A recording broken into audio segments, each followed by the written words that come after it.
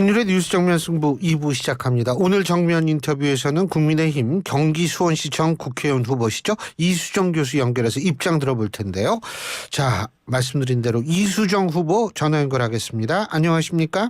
네, 안녕하세요. 요새 바쁘시죠? 네, 요새 하느라고 바쁩니다. 네. 학교와 정치판의 가장 큰 차이 한 가지만 꼽으시면 뭘 꼽으시겠어요? 학교는 정직해야 되는데요.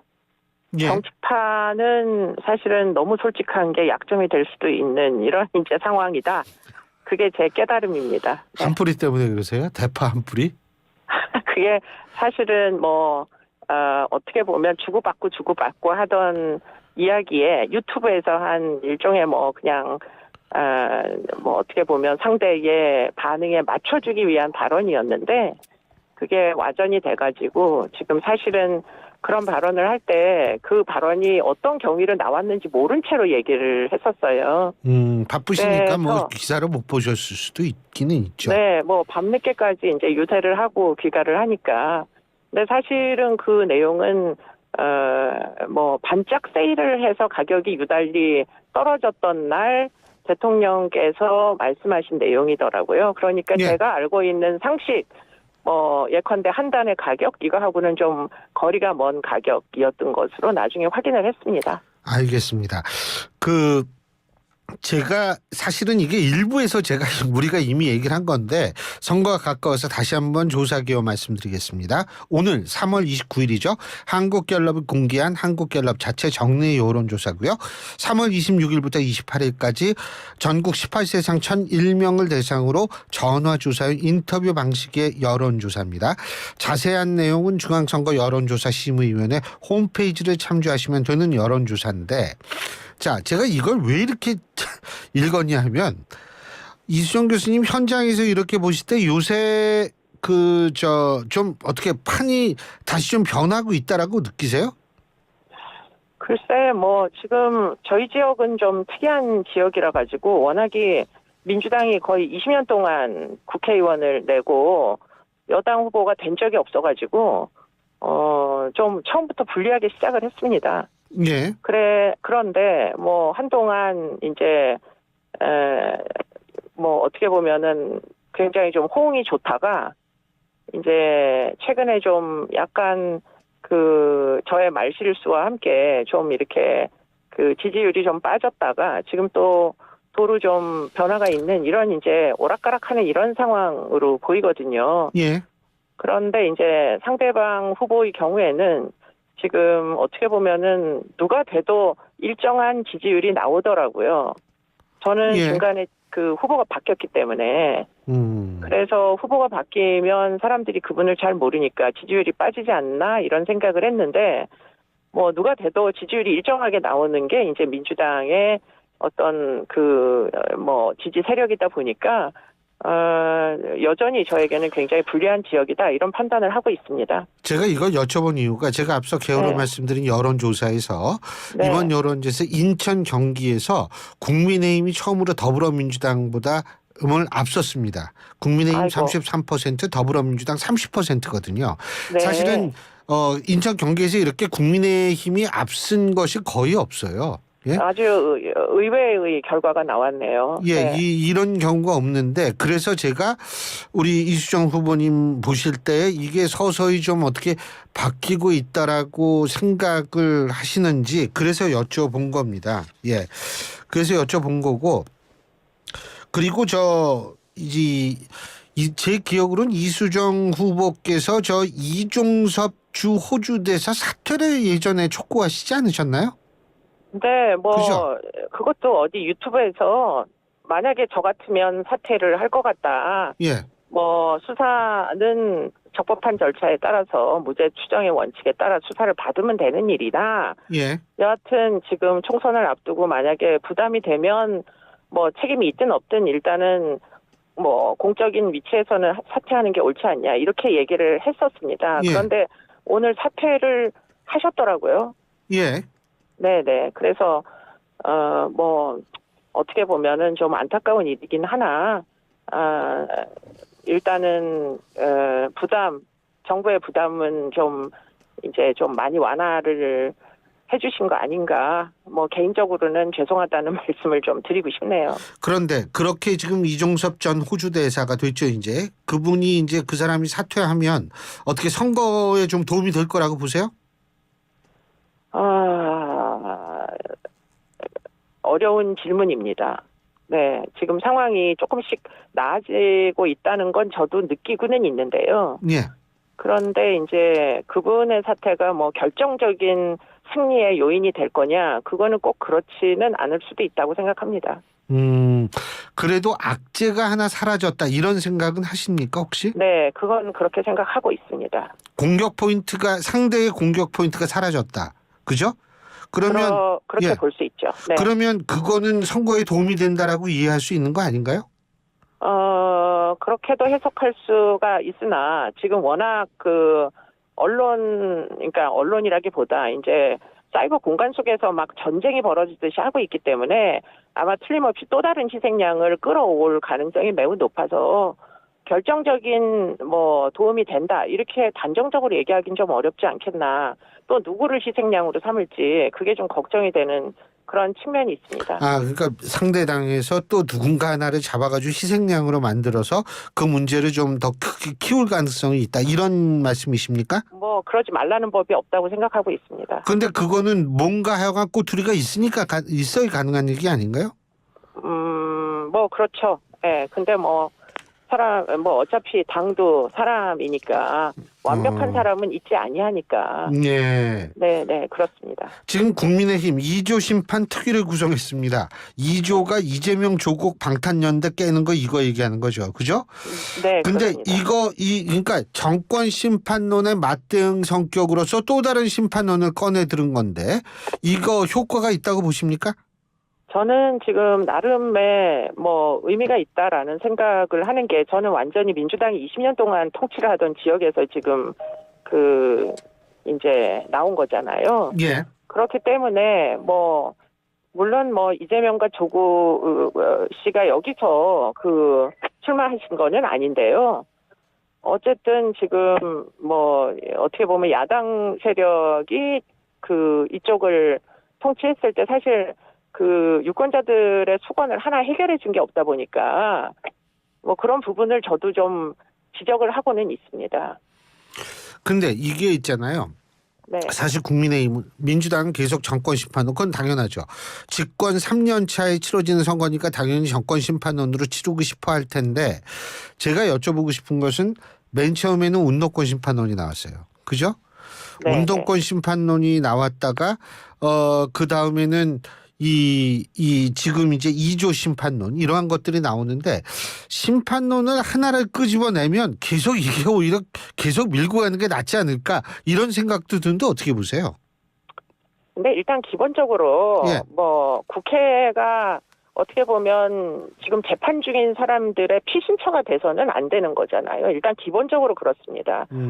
뭐 위법을 하신 분들이 피신을 목적으로 가는 곳이 국회라면 우리 다음 세대에게 무엇을 지금 가르칠 수가 있을까요? 가치에 대하여.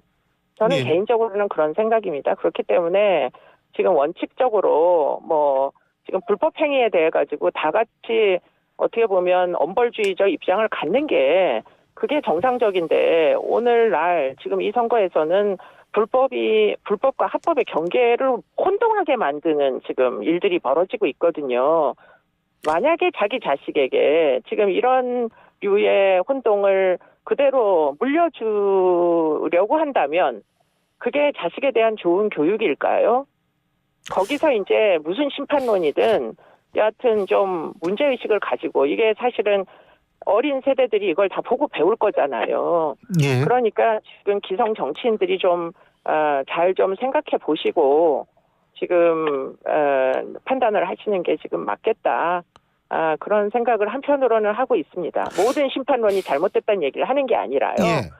예, 뭐 어떻게 보면 불법에 대하여 엄격하게 판단하는 예. 그런 부모들의 어른들의 태도가 예. 자녀들을 보다 이제 법치를 중시 여기는 자식들로 그런 교육적 가치가 있지 않느냐 그런 생각은 하고 있습니다.